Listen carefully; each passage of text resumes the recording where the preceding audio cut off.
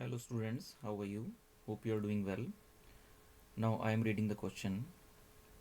Four charges 2 coulomb, minus 3 coulomb, minus 4 coulomb and 5 coulomb respectively are placed at the corners of a square. Which of the following statements is true for the point of intersection of the diagonals? And the options are: option A, electric field is 0 but electric potential is non-zero. Electric field is non-zero but electric potential is 0. Both electric field and electric potential are 0. And option D, neither electric field nor electric potential is 0. तो ये problem basically based है on the concept of electric field and potential. Electric field इस तरह से calculate करते हैं हम by using the principle of superposition as well as how to calculate the potential using the superposition principle. यहाँ हमें ध्यान रखना होता है कि electric potential is a scalar quantity where is the electric field is a vector quantity. उसके accordingly हम इस प्रॉब्लम को सॉल्व करेंगे. सबसे पहले हम इसका डायग्राम बनाते हैं. जैसे कि बताया गया इस प्रॉब्लम में कि the charges are placed at the corner of a square. Square के कॉर्नर पे चार्जेस को प्लेस किया गया है और रेस्पेक्टिवली चार्जेस गिवन है हमें. फॉर एग्जांपल ए पॉइंट पे चार्ज हमारा है 2 coulomb. At point B the charge is minus 3 coulomb. At point C the charge is minus 4 coulomb and at point D the charge is 5 coulomb. और हमसे पूछा गया है इसमें कि इनके डायगोनल जहाँ इंटरसेक्ट करते हैं that is the crossover point. Suppose point को हम नाम देते हैं द पॉइंट ओ. इस पर्टिकुलर पॉइंट पे ओ पॉइंट पे हमें इलेक्ट्रिक फील्ड और इलेक्ट्रिक पोटेंशियल कैलकुलेट करना है. यहाँ पे हमसे एग्जैक्ट वैल्यूज़ नहीं पूछी गई हैं, मैग्नीट्यूड नहीं पूछा गया है. जस्ट हमसे केवल ये पूछा गया है कि whether the field is zero और non zero and potential is zero non zero. तो सबसे पहले हम उसी के अकॉर्डिंगली इस प्रॉब्लम को सॉल्व करते हैं. इलेक्ट्रिक फील्ड की अगर हम बात करें, ओ पॉइंट पे अगर हम इलेक्ट्रिक फील्ड निकालना चाहें तो हम इसको अलग अलग कंपोनेंट्स की टर्म्स में समझ सकते हैं. फॉर एग्जांपल पॉइंट ए पे जो चार्ज है 2 कूलम का जो चार्ज है उसकी वजह से जो इलेक्ट्रिक फील्ड होगा उसकी direction away from point A होगी, that is from O to C, और उसको हम कह सकते हैं E O A. So E O A is the electric field due to the charge placed at point A. इसी तरह से हम इलेक्ट्रिक फील्ड निकाल सकते हैं, उसकी डायरेक्शन निकाल सकते हैं at the point O due to the charge placed at point C which is -4 microcoulomb. उसको हम कह सकते हैं E O C. We can write it down as E O C. इसी तरह से बी पॉइंट पे जो चार्ज प्लेस्ड है -3 माइक्रोकूलम का, उसकी वजह से जो इलेक्ट्रिक फील्ड की डायरेक्शन होगी it is from O towards B, और उसको सपोज हम कहते हैं E O B.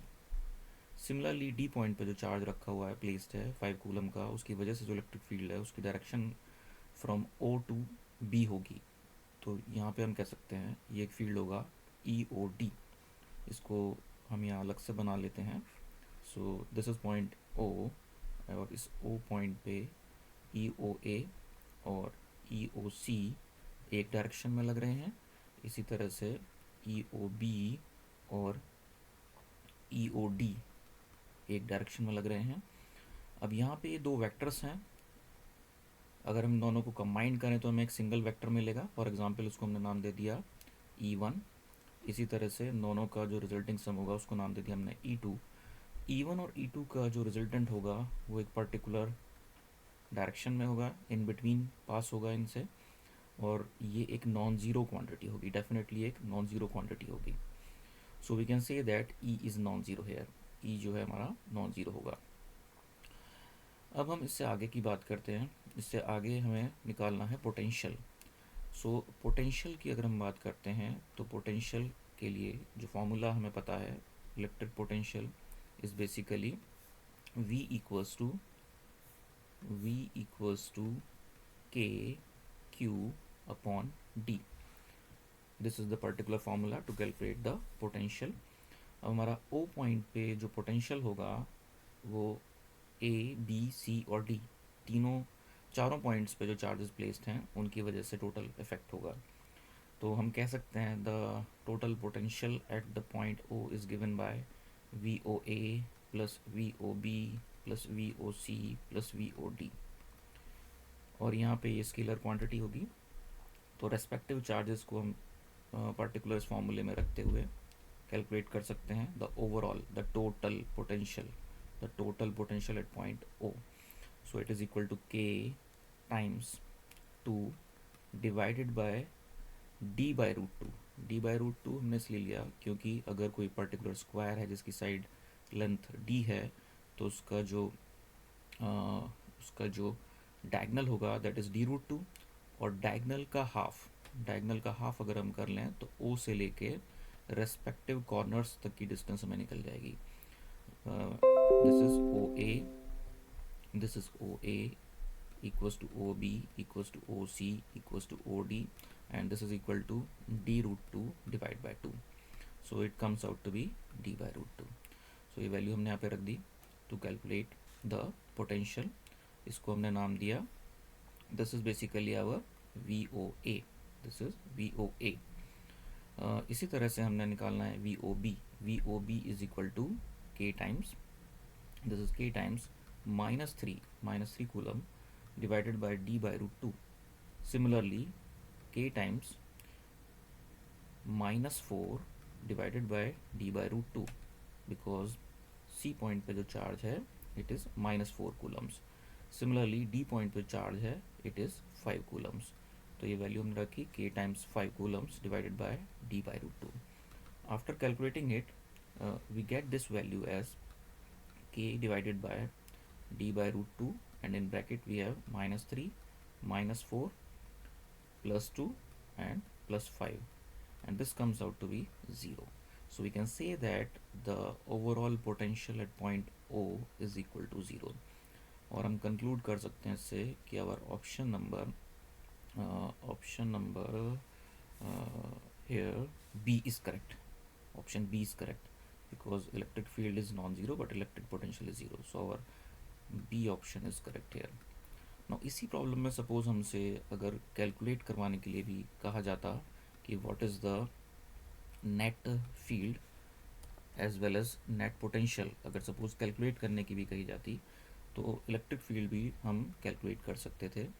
Electric field के लिए हम फॉर्मूला लगाएंगे E total equals to E O A plus E O B plus E O C plus E O D, और रेस्पेक्टिव वैल्यूज़ हम यहाँ पे पुट करेंगे।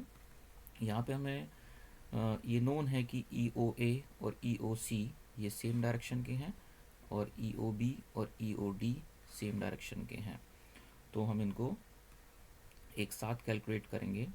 तो हम कह सकते हैं E O A is K times 2 coulomb divided by O A square plus K times 4 coulomb divided by OC square, and the direction is from O to C.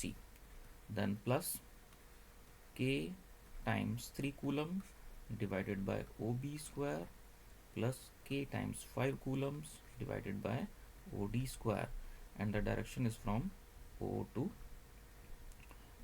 B. और इसको हम पूरा कैलकुलेट जब हम करेंगे तो हमें रिजल्टेंट इसका पर्टिकुलर हम निकाल सकते हैं, और फाइनल आंसर हमारा मैग्नीट्यूड वाइज आ जाएगा। बट इस प्रॉब्लम में हमें जस्ट केवल एनालाइज करना है, हमें बताना है कि ज़ीरो है नॉन ज़ीरो है। So that is the overall solution. I hope you understand the problem. Thank you very much.